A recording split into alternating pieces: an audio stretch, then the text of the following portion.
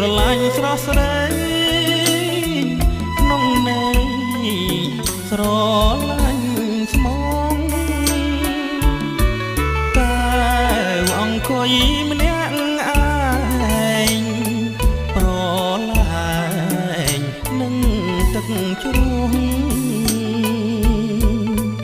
រៀមបងចង់ស្គាល់ឈ្មោះ